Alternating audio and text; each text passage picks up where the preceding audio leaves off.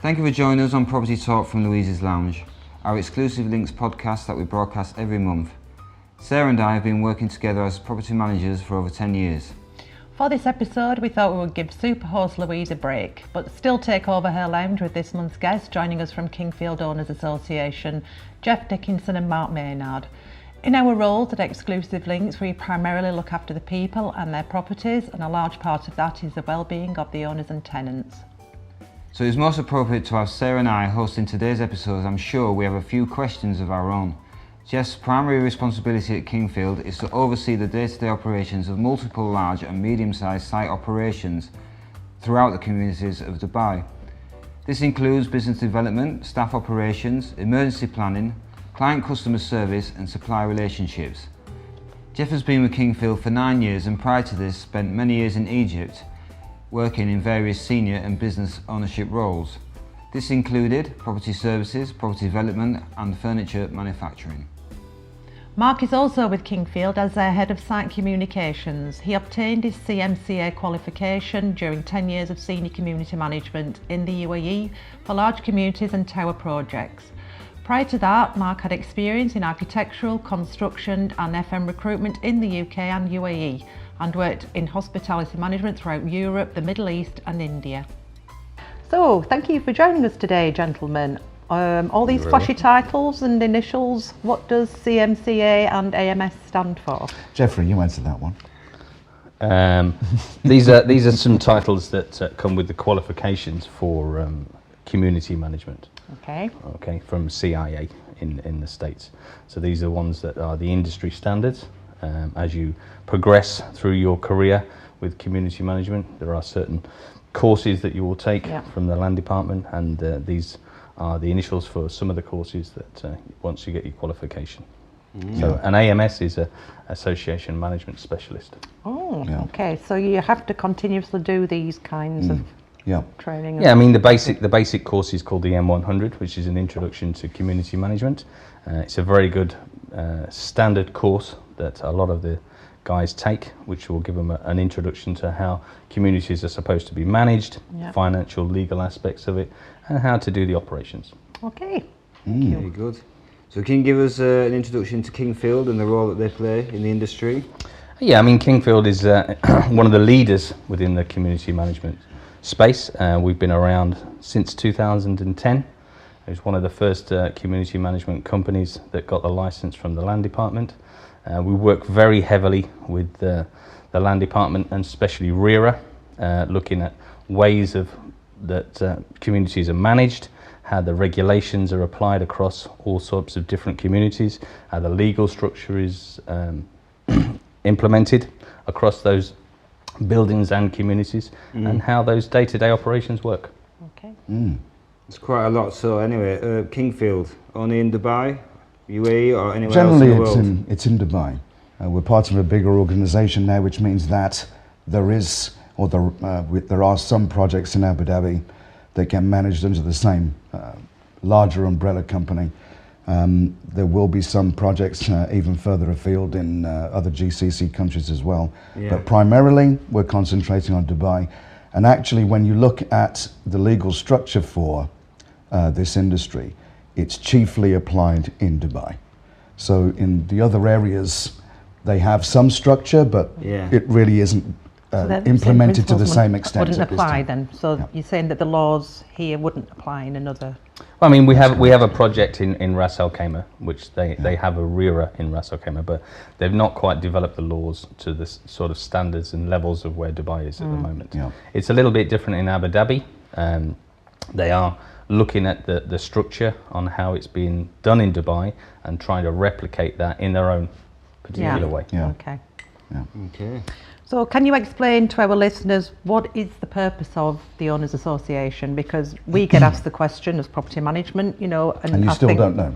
Oh, no. We get a lot of, why we're paying you, then I'm paying them. Yeah, I think there's a lot of confusion between property management and community management. What normally happens here is once a developer's built a building, it's very difficult to just say, okay, then run it yourself as owners, because a lot of these owners are non-resident in Dubai. Typically, you'll find that in a large building, that probably 90% of the owners don't actually live there. Yeah. It's rented. Yeah. Yeah. Yeah. So who's going to manage that? Okay, you can have individual property managers for each particular apartment or villa, but who's going to look after the legal side? Who's going to pay the electricity and water bills? Who's going to organise all the contracts for all the services within those properties?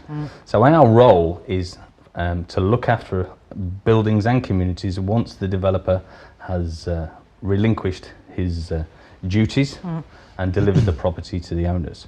So collectively it's called jointly owned property. Yeah. Yeah. So that comes under the law, and as a management company we're employed by those owners under RERA to manage that property on their behalf. And these buildings are, you know, from very, very small ones, G+1, G+4 to something like the Princess Tower, which is like G+99, 100 Is it stories. 99? Yeah, 99.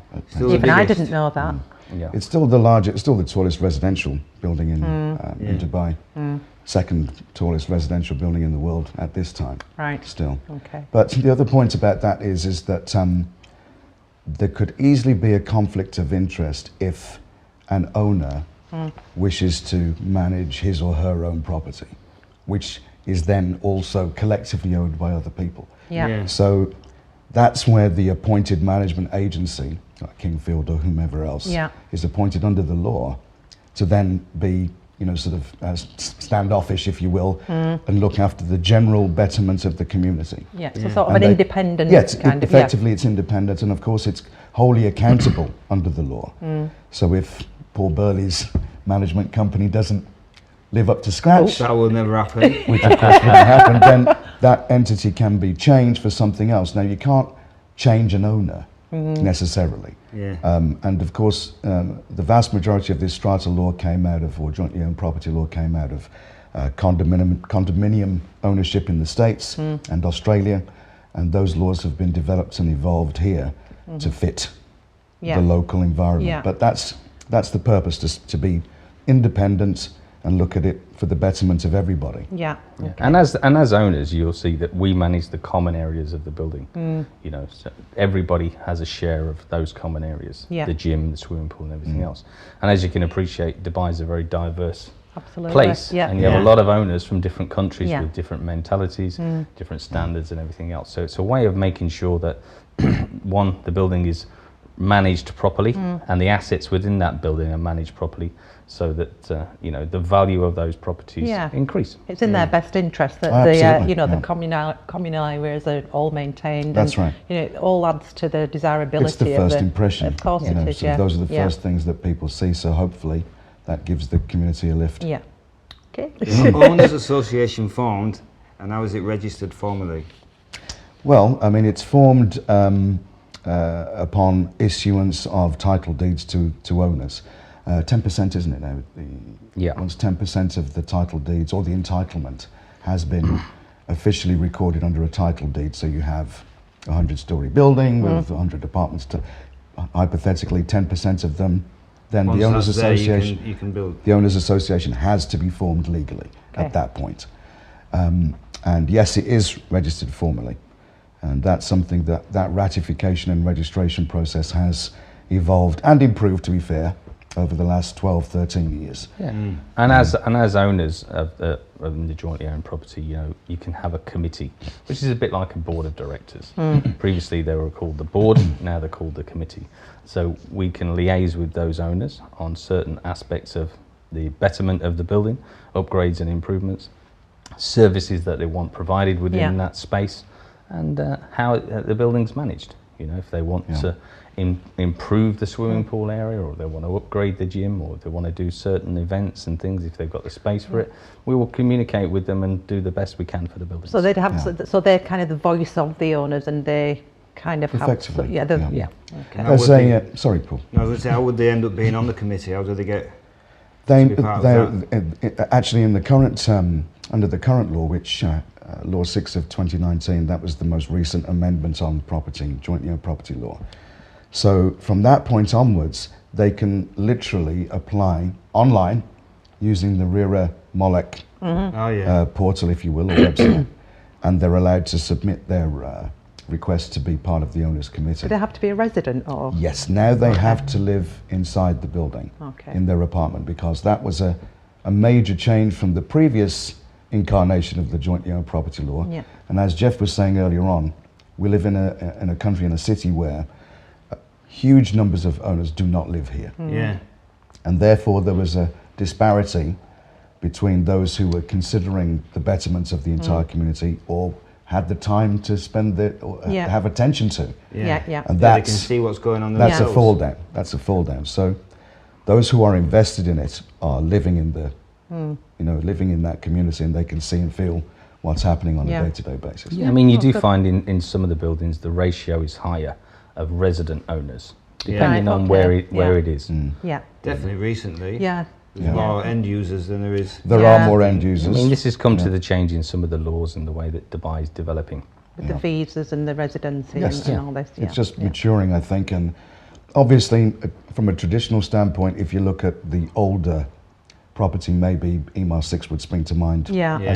as an example, considerably high owner occupancy in that community. Yeah. And then, as we know, the place has been a boom town for 15 years. Yeah.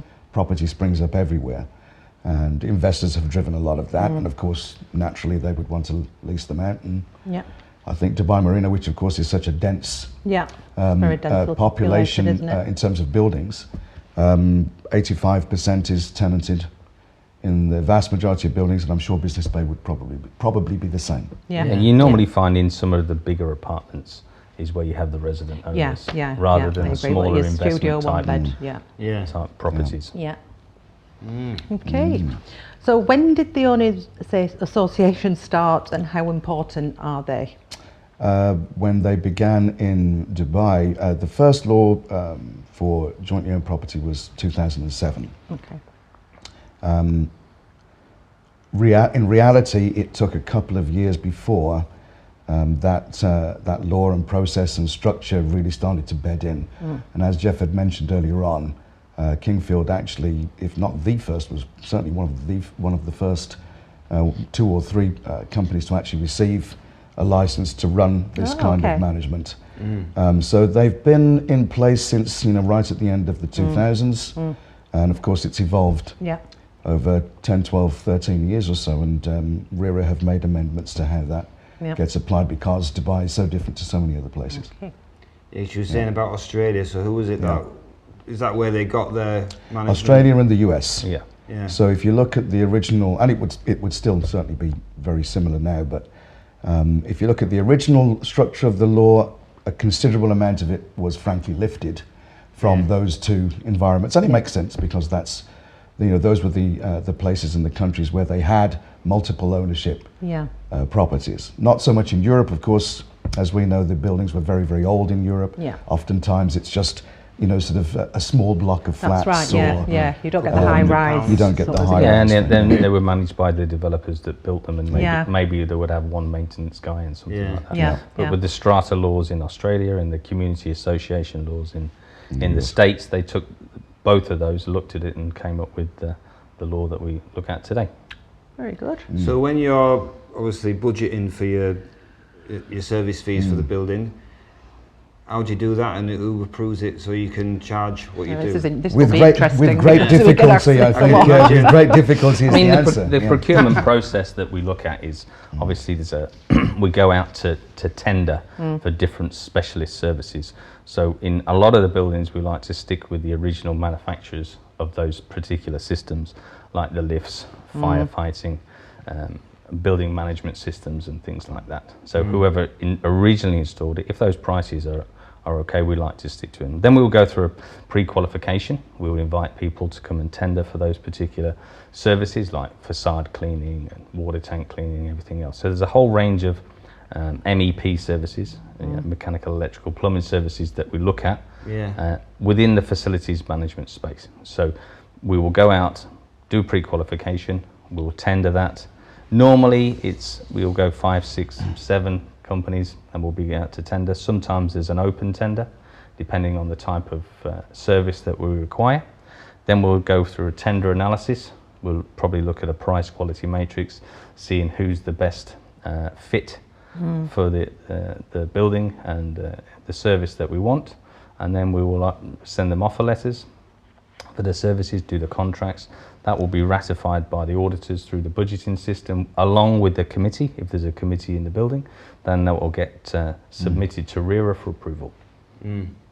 I suppose you've got to keep it at a certain level of you can't go too low with service fees, because then the building will start. Yeah, I mean, Deteriorate, unfortunately, won't it? buildings don't get cheaper as No. they get older. No. So it's very important to make sure that you have a good service provider within the building to maintain that That's asset right, to its yeah. full life cycle. Yeah. Yeah. So that we're not looking at replacing things before it should be Yeah. replaced. You know, and on top of that, within that budget, there is what's called a reserve fund, where a portion of that service fee is put to the side in a little money bank. Yeah, shall we that's the say, question I'm going just to come in to, case, actually, just about in the- case Have things you happen jumped in the gun future. again? You have, haven't you? It was the next Probably. question. And He's just rolling there because he knows that's Guess what who's people jumped? ask him. Why are we paying for that? Well, yeah, What's guess what's who's this? jumped What's the that? gun? I mean, do Kingfield play a role in the collection of the service fees Yes. and how they're Yeah. distributed? It's and- probably it's one of the biggest functions, and it's a regular part of and a vital part of how we must operate as a owners associate management company. And as Jeff was saying, I think that overall with the fees, perhaps something that a lot of owners don't quite grab is all of the different elements that go together to make up running that particular That's community. right, yeah. And I would say that for any management company, probably as much as 90% of where that expenditure lies, Yeah. they cannot see. They don't Yeah. see the pumps that That's take right. the water up the building to give you drinking water. Yeah. No, it's They- like me, I like driving a car, but you know, if something goes wrong, I'm like, why? Yes, You know, why am yeah. I having to pay for that? Because I like the Absolutely. overall thing, Of but course, it's just, you know. This is it. You get the plush it's- leather exactly, interior, yeah. something nice to touch, soft to the feel. But Sounds like your office.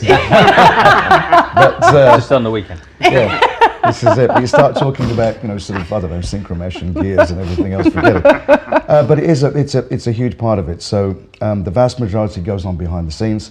Buildings now becoming more mature in terms of their age in Dubai. So, you know, you go past 10 years with your car, you're spending more on oil and brake pads Yeah. when it's Yeah. 10 years old Yeah, it's and a 15. good sort of It's comparison, exactly, I suppose, isn't it? it's exactly the same. It's exactly And the a same. lot of things are visual. I mean, if you redo the lobby areas and the communal areas and upgrade the gym, you know, buy some new pool furniture around the swimming Yeah, pool. you and can kind things of see like where that. the money's They, going. they can Exactly, see, they yeah, can see where yeah. it's being spent. But you know, and I think as an investor, you know, it's that aesthetics that Yes. really impresses them. And I think course. if you know, obviously from a tenant's perspective as well, they think, right. oh wow, this is wonderful, and you know, I mean, then you know, but really as you say, the things behind the scenes are much more important. Yeah, to keep and that's everything the running, aren't problem they? is that, you know, as those assets need more attention, perhaps more maintenance, or even replacing, that's your priority. Yeah. So yes, it would be lovely to have the nicest recreational facilities all the Yeah. time, or the latest lobby design. But if your chillers are breaking down in a country where it's 45 degrees for 6 Exactly, months yeah. of the year, Yeah. which one do you prefer? Yeah, Or which yeah. one, frankly, is more important? So, Yeah, I mean, developers are now looking at the quality of how they deliver, because standards and expectations are increasing. Yeah. You know, so what was acceptable 10 years ago is not acceptable anymore. So they're always pushing the boundaries, and we work with some very good developers. Select Group is one that's really delivering on that promise of quality. Yeah, So well, when you we- walk into yeah. the buildings, Yeah. makes it a lot easier for your real estate guys to sell, Yeah. makes it a lot easier for us to manage because Yeah. they've been delivered properly. Properly, yeah. Yeah. Well, this is it as well. If the service fees are coming in and keeping the building looking good, it's Yeah. for the owner. It's good when it comes to sell. Even if it's 10 years plus. If the building's No, being that's right. maintained, then Yeah. you know. no, that's I mean, right. can you explain to us the differences between the reserve fund and the general fund? Because Yes. that's something that I get asked, and I'm sure Yeah, Paul does as well. legally, jointly owned properties have to conduct a reserve fund study every 3 years. Right. So that's a third-party surveyor that will come and look at the building and say, right, you have 3 5-ton chiller units, you have 46 transfer pumps, etc., etc., and literally list out all of the things all the components that make that community. Determine how much it costs to replace it, and approximately, everything. and then approximately when you would have to replace that. And basically then you're just doing a big sum of adding up that figure, dividing it by the saleable area, and you come up with a dirham rate that you have to add to your general fund rate. So you basically, as Jeff was saying, you've got a savings fund. So say, for example, if you're looking at replacing the lifts or the chiller, and they say, for example, it's going to cost you 1 million dirhams. Well, you're not going to pay that in 1 year. So that will be, that life cycle may be 15 or 20 years before you need to replace that particular asset. So then they divide that back by the years, divide that by the sellable area, and that rate will go onto your service fees as but you never get that back if it's not spent. No, not effectively. I mean, when the auditor goes through the audit process at the end of each year, then there can be some adjustment as to what is charged to an owner in the following year. But it's not something that you get given back. And there's no rebate if you don't use it. No, I mean, the thing is that invariably something will come up. Something will happen. Even if it's not the lift, it's going to be something else. Sort of maybe the lift or the cabins for the lift lasted 5 years longer than you thought, but all the chilled water insulation has deteriorated and disappeared 5 years early. So it always gets used for something. And rather than having to then stop the process, if you will, go to the government and say, I'm sorry, we've got to charge Paul and his wife an extra, sort of 100% this year because the lift broke down and we didn't save any money. So you have to justify. This is it. That's what you would call a special levy, which can happen. In extreme circumstances. Well, we know in one or two of the buildings that Jeff used to manage. And he did a very good job. Splendid job. He did a splendid job. That you have to go and do a special levy, but that's a really unusual, thankfully, circumstance. In the meantime, we'll take X amount for the day-to-day running, and we'll take a little bit just to put in the savings fund. It's as simple as that. And with the reserve fund, it's done every 3 years. So, for example, if we've not used that and you have a healthy amount in the reserve fund, doesn't mean that the reserve fund figure is going to go up every year. It can be adjusted.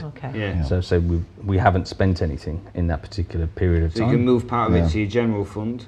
No, it's going to stay in the reserve fund because, but for example, if it was at 2 dirhams and we were planning an incremental increase every year of say 10% of that 2 dirhams, if we don't spend it, maybe it will stay at 2 dirhams after we've done the study again after 3 years. Actually, we've spent money from the general fund to maintain an asset, so we don't have to replace the whole asset. Okay, so that's expenditure to replace the bearings on the pump or something else. We don't have to buy a whole new pump in 5 years. So your general fund is more your day-to-day maintaining exactly the building and security. And you can have surplus on a general fund if again you get to the end of a sort of that financial year period, and you find that actually we have a little surplus here, then that can be transferred to reserve fund. Not the other way around legally, but you can transfer it to a reserve fund, so it goes into the savings pot, and then you redo the calculation and say, okay, I don't need to ask you for 2 dirhams a square foot on your reserve fund this year. I can ask you for 1.8. I'll give you an example of this. Oh, there you are. You said he would. COVID is a prime example of where we budgeted for 2020 some upgrades and improvements, and obviously there was a complete lockdown, and those didn't get done. So whatever was that budgeted amount was still actually in the service fees that were being paid by the owners, but some of it ended up as a surplus towards the end of the year. So you moved it into the reserve? Okay. There you go. So we've had in the past, owners that would like to take over the kind of roles that you do. Now obviously that can't be possible. But have you ever had anybody that has tried to come in and they try all the time on a day-to-day basis. It's a good thing in some ways because invariably those individuals, they do have the good of the community in their heart. Unfortunately, sort of not everybody's the same. From time to time, there are individuals who, frankly, are looking at it from a selfish point of view. And it's number one, it's against the law. There's a code of conduct for any committee member, which includes not micromanaging, which includes not doing things for their own benefit, which also includes, as Jeff likes to tell people, their fiduciary duty, which means that they fiduciary, that's fiduciary, it's a good word. It's the only good word that he knows, which is why he repeats it on a regular basis. But It basically means that you have to act with the good of the community in your heart. Yeah. You have to do something. You can't do nothing. And of course, there's the financial aspect of it as well, to make sure that you stick, sort of to your integrity and what have you. But Yeah. A lot of committee members are great. Yeah. There are some that are slightly more challenging. Yeah. than others. What we That's very found is diplomatic, Mark. in some of the communities where we've taken over, previously from maybe another owners association or from the developer directly, a lot of these committee members have had to be involved because nobody was really looking after the buildings properly. Yeah. So they felt they were being mismanaged. Yeah. So they felt that they had to get involved on a day-to-day And correct, basis. rightly Whether so, that was unfortunately, whether yeah. that was legal issues with the developer, or whether it was they didn't feel it was handed over correctly, or anything else, or there was a management company in there previously that had left and didn't do what was expected. So there are certain communities where we've gone and taken over those communities, worked with those committee members to help them relax a little bit and do what they're supposed to be doing on the committees, rather than having them running it on a day-to-day basis, which they felt they previously had to do. Yeah. Yeah. So what are the biggest challenges you feel personally you face? I think With the owners, basically, what Yeah. challenges do you have with I them? think that with some owners, it's getting them to understand the reasons behind the expenditure and the cost of service fees. But they have to be approved, don't they? Actually, Yes. to be honest with you, the owners don't have to approve it anymore. But But the budget But- does. yeah. the budget is approved ostensibly by the process of RERA's appointed Yeah. auditor, Yeah. who checks that when we put our budget together, that yes, there are Yeah, you five can't just go and elevators. charge what you want. No. It has to be. So they will Yeah. do a survey, and they will come and say, okay, yes, there are 13 elevators in this building, so you do have to have a contract to manage or Yeah. maintain that number of Yeah. lifts, etc., etc. So there's that process, and then we explain why. For example, sometimes there may be some suppliers who are more expensive than another tender, Yeah. but we'll sort of relate to the auditor and say, well, that company, they respond in a heartbeat if there's an emergency. They don't charge us for extras, this Yeah. type of thing. The service has been fantastic. Put it all together, and they will check, audit that overall service fee budget, Okay. and then it gets stamped by RERA, because RERA have appointed that auditor in the first place. Okay. Yeah, I mean, what you normally find with owners is that they don't understand the budgets. They don't understand why some of these costs are there. They don't understand that we have to have CCTV cameras. Yeah. And that cost goes up nearly every year because there's a new regulation Yeah. that comes Yeah. out, or there's extra cameras that need to be Yeah. to be put in. Yeah. Cost allocation is another thing that people don't understand, where you've got a community where you may have some villas and some apartments. So why am I paying for something that I'm not using? Yeah. I come and park my car in the villa and I don't use the lifts. So we have surveyors. How would you get around that? Surveyors So what come round and they'll do an allocation of the costs. So they'll say, is this relevant to retail, for example, where you've got retail in a building? Yeah. Why is the retail paying for the services of the swimming pool when they don't use it? Yeah. So it's not Yeah. relative. So they'll do that cost allocation, and that'll be apportioned in the budget accordingly. Okay. So you will have Allowances, different, yeah. different elements of that budget, and those where they're called components. Okay. So you may have retail, you may have villas, you may have Hotels, yeah. you may have just the residential side. So those different components can have different costs. Now you said, Mark, about Moloch.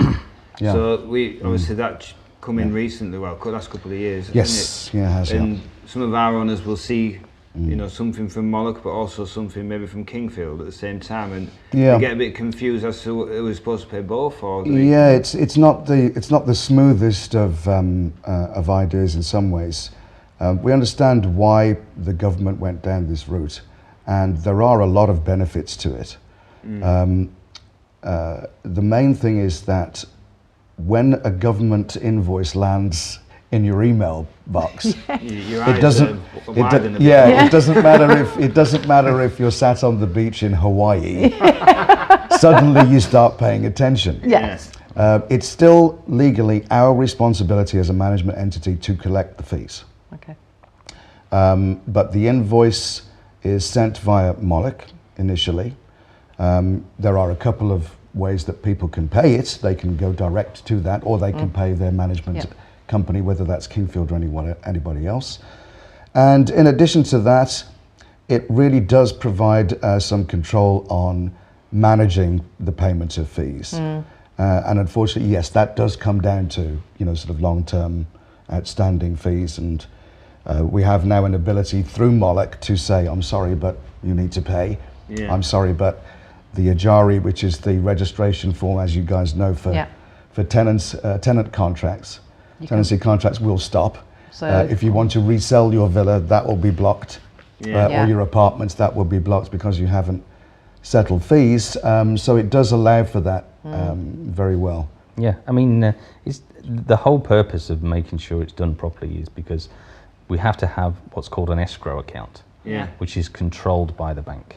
So no longer are these separate accounts held by the developers or an individual owners association management company who could basically disappear. And that's happened. That's happened in the past. Or they've gone bankrupt, or they've had family emergencies, or something like this, and then they've just gone into the ether.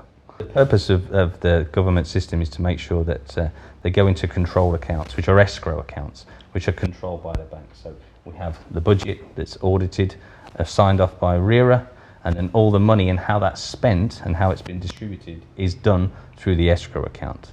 So as jointly owned properties, everybody has a liability to make sure they pay it, and that function of Moloch is in there to deal with delinquencies. And the control of the bank account is through the escrow account, which is for each community, which is owned by the community and controlled by RERA and the actual bank. So who can take that money out of escrow then?